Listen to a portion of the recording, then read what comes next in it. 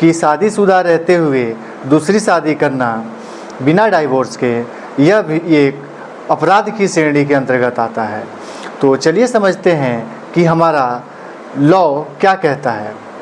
दोस्तों, Hindu marriage act 1955 section 5 का subsection 1 कहता है कि यदि पति पत्नी दोनों में से कोई जीवित हैं और यदि आपका डाइवोर्स नहीं हुआ है तो आप दूसरी शादी नहीं कर सकते।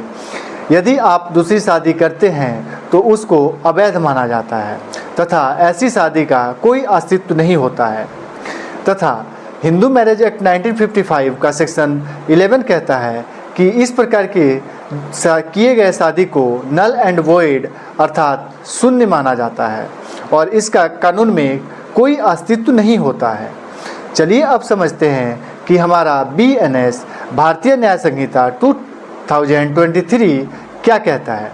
तो हमारा BNS 2023 सेक्शन 82 यह कहता है कि यदि पति और पत्नी दोनों में से कोई एक जीवित हैं और यदि आपका डाइवोर्स नहीं हुआ है और आप दूसरी शादी कर रहे हैं तो यह अपराध की श्रेणी के अंतर्गत आता है और यह एक संज्ञेय अपराध अर्थात कॉग्निजेबल ऑफेंस के अंतर्गत आता है, जिसमें आपको 7 साल तक की कारावास और जुर्माना या दोनों हो सकता है।